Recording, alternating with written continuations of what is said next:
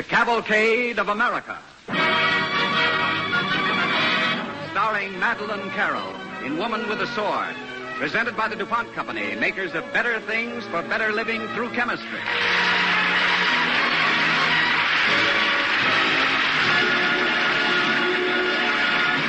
Good evening. With Madeleine Carroll as Anna Ella Carroll, here is Woman with a Sword. Washington, 1862. A secret meeting in the office of the Secretary of War. Gentlemen, this woman's idea of sending a military expedition up a shallow stream like the Tennessee is preposterous. Mr. Lincoln, I appeal to you. Isn't much of Tennessee and Kentucky loyal to the Union? By the grace of God, yes, Miss Carroll. And the Tennessee River winds through this loyal territory? Later, if we're forced back, our retreat will be downstream with the current. Provided our boats don't run aground first. Mr. Stanton, I've had soundings taken by General Grant's chief pilot. The Tennessee will carry medium boats as far south as Alabama. Don't you see what that means? It means to me, ma'am, that you're either mad or extremely clever. I object, Mr. Stanton. Anna Carroll has done valuable work for me in the past. I sent her to St. Louis with a government agent named Judge Lemuel Evans to study our present Mississippi plans. And you know them to be untenable. The Union cause can't last 6 months, sir, if we don't strike a powerful blow soon. I agree, Senator Wade, but what do we accomplish if we do follow Miss Carroll's idea? We cut their principal railroad. The war may be shortened, and more important, lives on both sides will be saved. Well, I see. What do you think, Mr. President?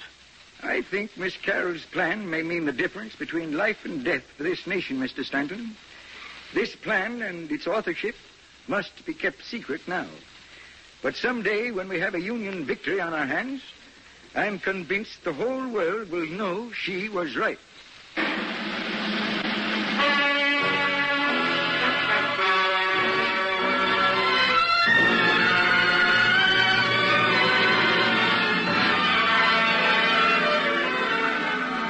The Union cause is on the brink of disaster when the Tennessee campaign, quietly authored by an unknown woman, begins.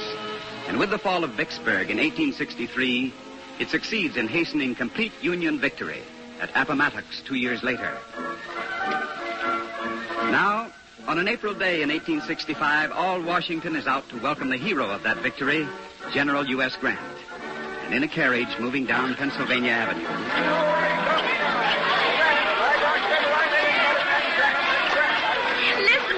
Shouting for General Grant. They ought to be shouting for you, Anna. Oh, that's nonsense. Is it?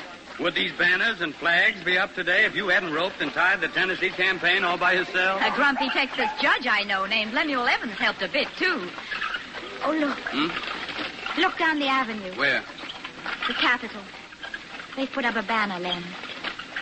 See what it says? Yeah. Yes, I see. This is the Lord's doing, and it is marvelous in our eyes.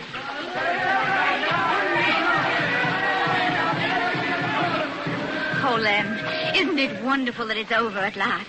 I'm going to see Harry Hayward again. But it's been 4 years. What will you find in common? Love. You're forgetting what you and your work have done to the South. But my whole idea in the Tennessee plan was to save lives, not lose them. Do you expect your Colonel Hayward, a Southerner, to see that with the South in ruin? He's a rebel. He'll be bitter. Lem, I truly believe that bitterness can be erased by a wife, a home, and children. Perhaps. When are you leaving? Tonight. Tonight? You can't go, Anna. I won't let you. Now that Grant is in Washington, Senator Wade and I can give him the complete story of your work during the war. I want him to make a public announcement about it. Think what it'll mean if people know what you've accomplished. Lem, actually, I don't really care whether anyone knows or not. But you can help in the work of reconstruction if you have an official position. People will listen to your ideas. They may not otherwise. Yes, I suppose you're right. I know I am. Now, at this reception today, you'll meet a very important man named Bigelow Ashton. Ashton? Yes. He has a great deal of influence with General Grant. He's backing him for the next presidential election.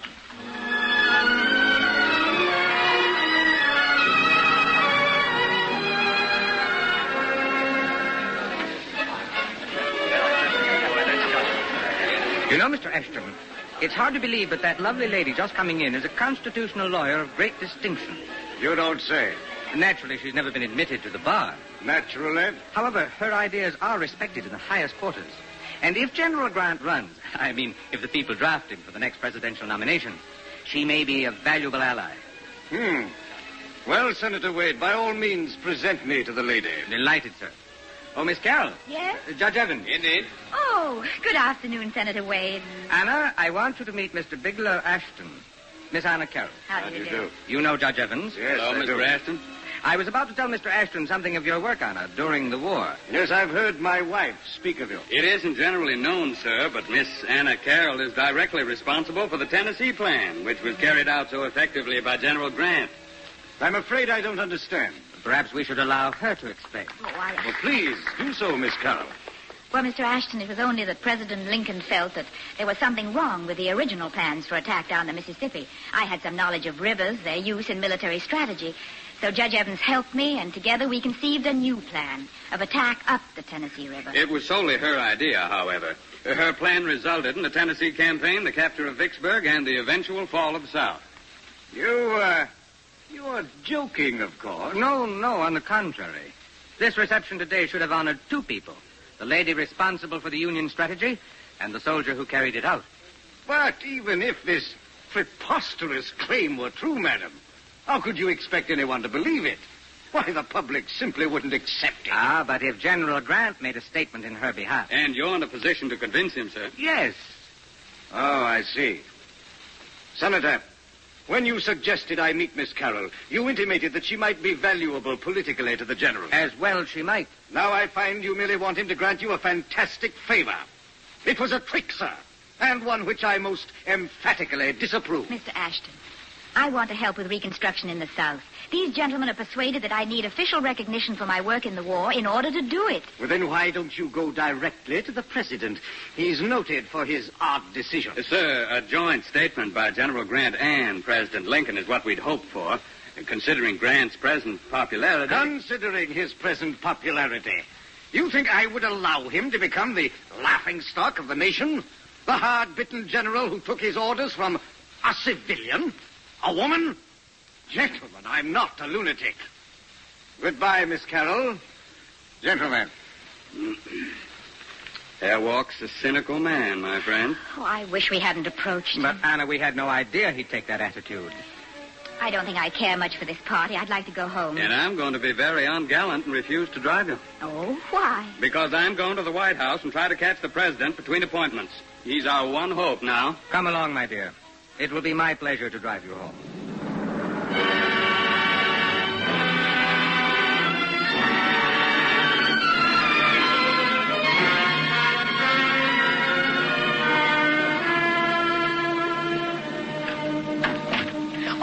Miss Anna, don't you go up to your rooms. I've been down here in the parlor waiting so I could warn you. Why? What's wrong, Millie? Oh, there's a lady up there pushed right past me when I tried to stop her. Oh, don't you know who she is? No, ma'am, scared me stiff. She got on a big black veil, and I couldn't see her face. Well, I'll go up and find out what she wants. Oh, please don't. That woman don't mean no good to you. I can tell. Let me send the houseboy up. Tell her you went away out of town or something. Nonsense. You'll do nothing of the sort. And it might be a good idea if you brought up some tea, Millie. Well, all right, but my goodness, you can't say I didn't warn you. Good afternoon. What can I do for you? Don't you recognize me, Anna? You must admit, madam, that your veil rather obstructs the view. Well, then, do you know me now? Virgie Stewart. I can scarcely believe it. Please sit down. Millie's bringing some tea. It'll be like old times. No, thank you, Anna. Oh, I'm terribly glad to see you. Why? Virgie, I know your sympathies have always been with the South. It's been so divided at home. But we were practically brought up together. Surely you don't feel bitter towards me now. It'd be very simple for you to forget, I suppose. When one commits murder, one naturally wants to forget and to be forgiven for it. What are you talking about?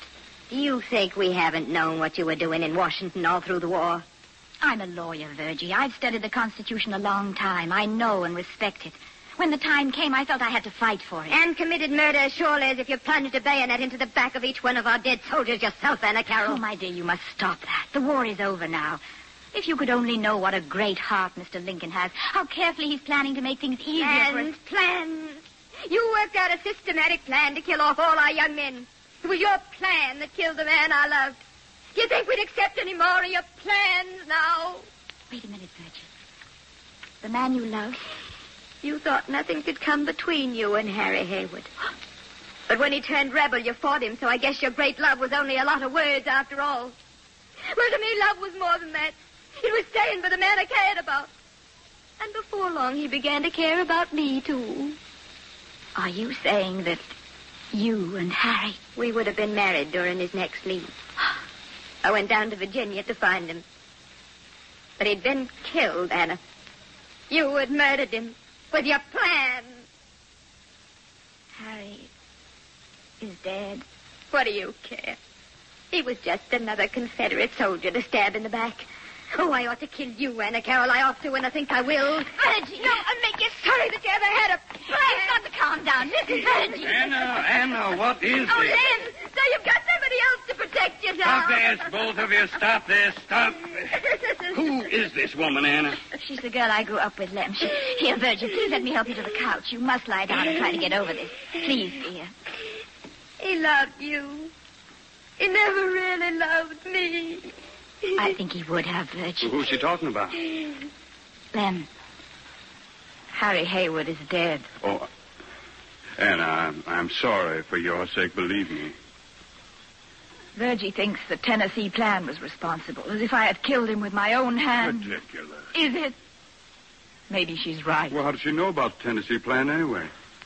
Ironically enough, Lem, many people in the South seem to have heard about my part in it. Anna, you and Virgie must know I'm deeply distressed about all this, but I've just come from the White House, and Mr. Lincoln wants to see you. I'm afraid right away.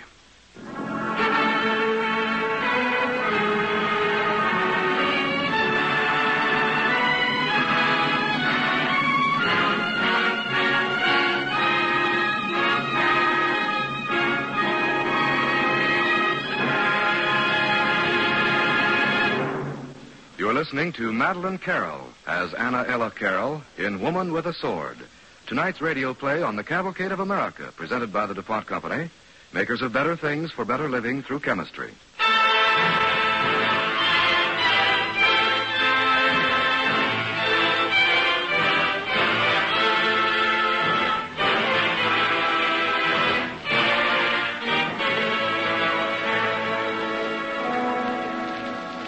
The wind blows over Washington in sudden raw gusts this Friday in April 1865. It settles cold rain on the city, celebrating the end of a long and terrible war. At 4 o'clock, Anna Ella Carroll enters the office of the Secretary of War and is ushered into the private room where the President of the United States, Abraham Lincoln, awaits her.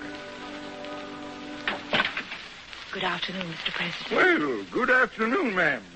It was considerate of you to come. I think it's considerate of you to see me, Mr. Lincoln. Here. Sit down. Well, these are great days for all of us. Can you stand more good news? More good news. I think you've waited long enough, ma'am, for recognition of your fine work. So I'm going to call both House and Senate to session early next week. But Congress is adjourned till fall. Well, they can convene again. Won't kill them. Make their constituents think they're earning their salt. Well, during that session, ma'am, I intend to make public your authorship of the Tennessee plan. And I'm convinced that when your case has been presented, you will be awarded the recognition accorded a Major General. Oh, come now, Miss Carroll. I'm sorry. On the contrary, I'm sorry. If I recognize the lady's tears, these aren't from sheer joy. What is it? I learned this afternoon that the man I hoped to marry is dead. He was a Confederate officer, Mr. President. I see. The triumph I offer you turns out to be rather empty, doesn't it? I'm afraid it does. You know, Miss Carroll, my admirers, and I do have a few, like to claim that my motives are always on a grand scale. Actually, my reason for wanting you to become known to the public is very selfish. I can hardly believe that. But it is. We need you. You can be as effective in helping us to direct the strategy of peace as you were during the war. Do you mean that, Mr. President? I do. Think of those who want us to persecute the South, the bitter enders who want to go on fighting the rebels even now. It's my feeling, ma'am, that we must extinguish our resentment if we are ever to expect harmony and union in this country. I agree. Then you see why I want you with me in the government. I'm going to need help from people who understand the nature of our southern states. And with your legal knowledge, you can interpret the law for those poor souls who will be deprived of their rights. You'll be a woman with a sword who can cut through hatred and bitterness. I'll help. I'd love to help. Mr. President, in Maryland alone, there are thousands of freed slaves. They'll need homes, work, education. Now, there. That's the way I like to see you look. Full of spirit. Plan. Plan. Yes, of course. Plan. Well, first we'll have our little ceremony in the Congress. That's important because this recognition will make people listen to you. No more watching others take all the glory. I don't want any glory. Ma'am, if you've the will to do good in the South, we'll win this peace. By heaven, we will. Mr. Lincoln, I think you saved my life.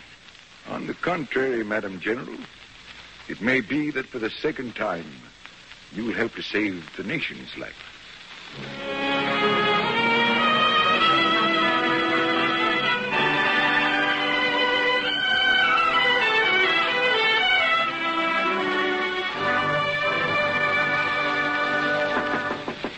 Anna. Len?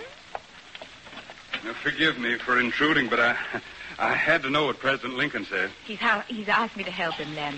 And he agrees with you that people must know about my work. He's going to call a special session of Congress. That's wonderful. Now, come on. We're going out. Oh, no, not tonight. I couldn't go out. Come on. You want to be where other people can make you laugh, make your eyes shine, make you forget for a little while. Now, please, I have the evening all arranged. Where do you want to go? Now, that'll be my surprise. Put on your prettiest gown, wear your hair the way I like it best, and perhaps even smile for me a little bit. I'll try, Lem. I'll try to do all three.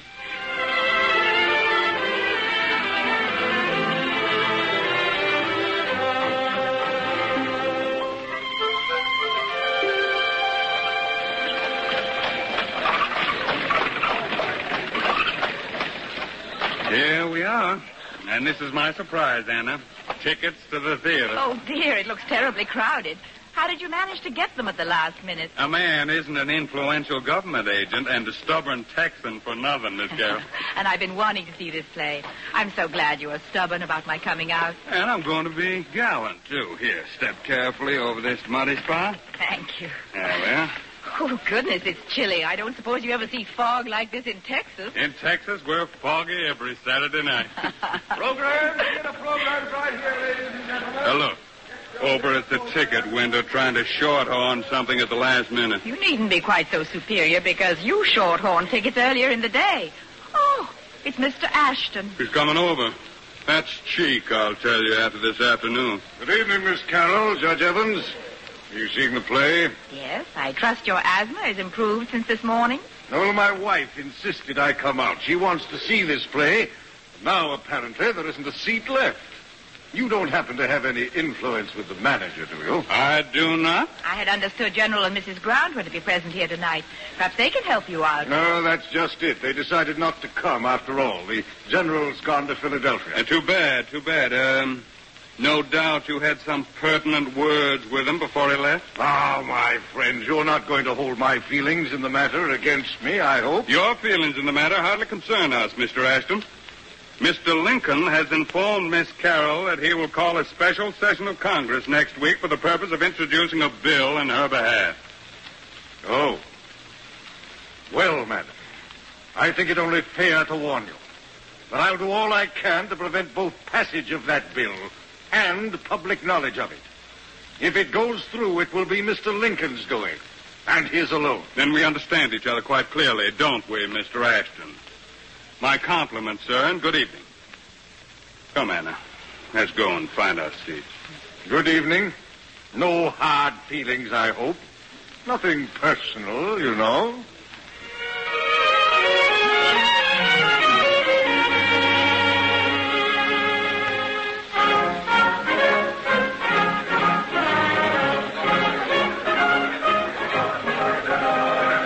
Look, up in the box, Anna.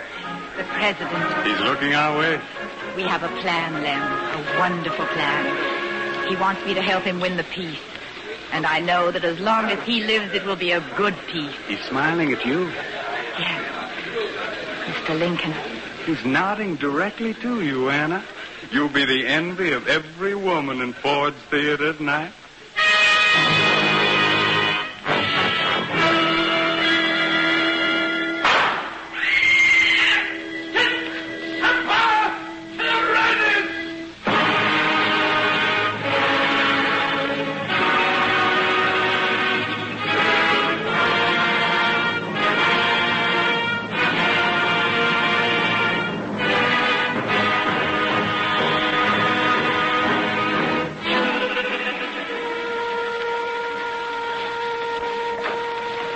Lem, I've been waiting for you in the carriage. Is there any news yet? The president was shot through the head. Come, let's drive around some more. I feel too restless to stay in one place. Driver. Where to, Judge? I don't care. Take the route we took yesterday afternoon, Pennsylvania Avenue. Yes, sir, Judge. It's almost dawn. And raining again. There's no use hoping. He can't live. Miracle he stayed alive as long as he has. Look, Lem. On the Capitol building. That banner. They must have forgotten it in the excitement. It's still lighted. Yesterday, the words were beautiful. Now... This is the Lord's doing, and it is marvelous in our eyes. Oh, Lem, we had a plan for the peace. He called me Madam General. He said I was the woman with a sword who could cut through hatred and bitterness. What can I do now? What would he want me to do? You still have your experience, your legal training. There's going to be trouble, hatred. The freed slaves will need help. It's your right as a citizen to help them. My right, then? Yes. It would have been easy with an official title attached to your name. But there's something every citizen can do in his own name. He can help one person, then another, and another. Yes, Lem. For the sake of the man who nodded so confidently to me in the theater a few hours ago, I'll do it. He was without bitterness, and he'd want me to help cut through the hatred that may be ahead. As he said, a woman with a sword.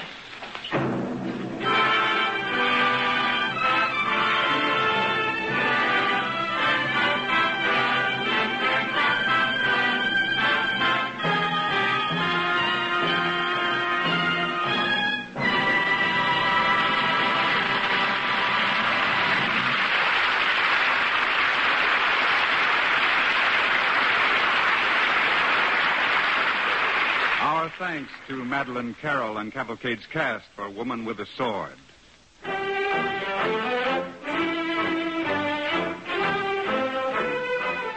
Tonight's Cavalcade play, Woman with a Sword, starring Madeline Carroll, was written by Virginia Radcliffe. It was adapted from the book of the same title by Hollister Noble, published by Doubleday. The music for the DuPont Cavalcade is composed by Arden Cornwell, conducted by Donald Voorhees. Tonight's cast included Raymond Edward Johnson as Evans and Alice Reinhardt as Virgie. Next week, Cavalcade will present the popular Hollywood star Robert Cummings. Our play, The Reluctant Rebel, is an exciting and romantic drama of colonial America and the capture of Fort Ticonderoga. Be sure to listen next Monday night to Cavalcade and our star Robert Cummings. For our listeners, there is an interesting 3-page picture story of Cavalcade and its stars in the current issue of Radio Best magazine. Ladies and gentlemen, this is Ted Pearson. With summer ahead, America's great outdoor season gets really underway. More and more people outdoors means there are more chances for forest fires, which last year blackened 30 million acres of our land, an area the size of New York State. So let's be careful this year. Thank you. Cavalcade of America is directed by John Zoller and comes to you each week from the stage of the Longacre Theater on Broadway in New York and is presented by the DuPont Company of Wilmington, Delaware.